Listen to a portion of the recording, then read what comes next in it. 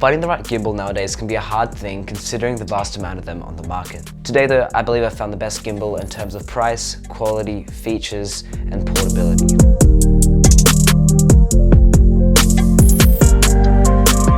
So this is the AK4500 by Feiyutech. So in the box you'll find the gimbal itself, the handle, the secondary handle, the extension pole, the tripod, the follow focus motor, the quick release plate system, and all the necessary cables and screws to get your camera up and running, as well as obviously all the battery stuff. On top of this is also the instructions, which I definitely did read. All jokes aside, it is really handy to read all the instructions because there's lots of stuff, as you guys can obviously tell, and it's really good to just read through everything, so make sure you understand all the stuff within the premise of this gimbal. Yeah, it's just a lot of stuff, very overwhelming at first, but once you read through the instructions and make sure you've got everything, it's all fine. So needless to say, this gimbal really includes a lot for the base package. You can also upgrade to get the dual handles, which will make your gimbal look really cool and professional, but also increasing the performance and ease of use. The whole frame is made out of carbon fiber, which is really great because it's really light and you can easily walk around with it and hold it.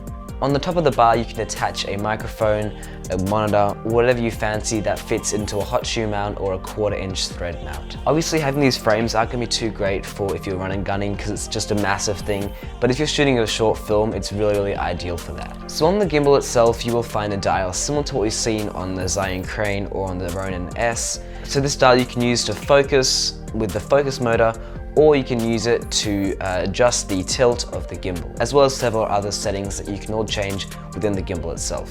You can also lock all the gimbals completely, which makes balancing and transportation a breeze, which is super cool.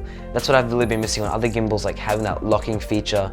Just really handy. The camera is also mounted on an Arca Swiss compatible plate, which means you can mount it on any type of tripod that is compatible with the Arca Swiss. It has 2 quick release plates, which means that you can take one plate off the other, which means pretty much that once you've mounted it once and balanced everything, you don't ever need to do it again because all the settings are already there, and you just need to mount the plate to the bottom of your camera and you're ready to go. So yeah, this is just super practical.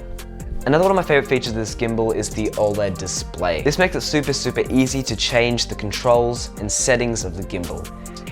You can change your camera settings, start a motion time-lapse, and not to mention all the necessary settings that you will need to control your gimbal. There is also an app which Feiyutech offers, but I've found that it's not really necessary, it's not really needed for the gimbal's functioning.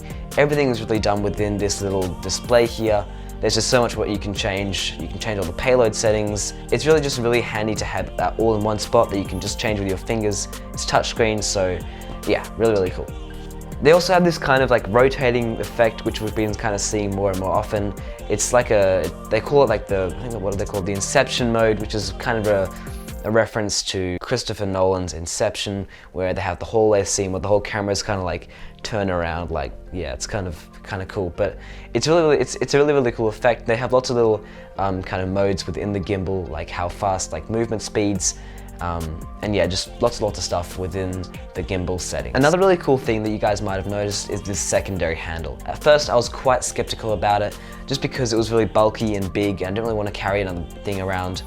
But what I found now is that I really can't shoot without it because it's so handy to have another point of contact and just being able to control settings from that little handle at the back as well. So this handle can also double as a top-down handle, so if you're getting low-angle shots, it's really handy to have that. So what attaches to this handle is, of course, the magic wand, at least what they've called it. It's pretty much a hyperlink remote, which you can change the direction of where the gimbal is pointing. Super cool. You can pretty much just control the whole gimbal through the waves of Bluetooth and be a wizard. Just fantastic. But yeah, this definitely is out of its weight class and is really cool to see on more consumer-based gimbals. The tripod and extension pole are great if you want to get almost jib-like opening shots, not to mention the tripod is great for balancing and storage of the gimbal. The gimbal has a payload of 4.6 kilograms, which means that you can put on some really heavy lens and camera systems. Like I saw someone put a RED on this system, just insane. Personally, I think one of the best parts of this gimbal is its modularity and portability. Because for me, my biggest hindrance with other gimbals has been the massive size of it. With this gimbal, you can really fine tune to what you want to have on a gimbal. Like you can take the secondary handle off, you can just take the whole frame off. You can really do whatever you want. Having the ability to screw off the head of the gimbal and being able to store it in any bag is really useful.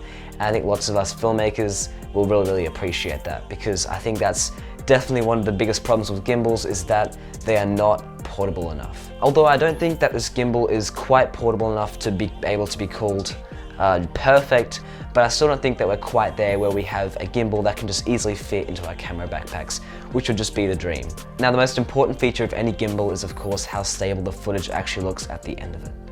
And I'm pleased to inform you guys that it looks really nice. What I found is that if you balance it perfectly and make sure you fine tune the settings within the gimbals, the payload settings and the movement settings, you're going to get really nice buttery footage. I recommend when walking with a gimbal using this kind of ninja walk. You look super dorky when you're doing it, but it really takes out that kind of up and down jittery movement of the gimbal, which is really nice. And also if you have a lens or a camera body which has optical image stabilization, that's going to take out some of that movement as well, which is going to make it look even more smooth. And if you don't have any of this, you can always just slap on some warp stabilization in post-production, especially if you're filming in 4K, because then you're not going to really lose any, you're not going to lose any quality.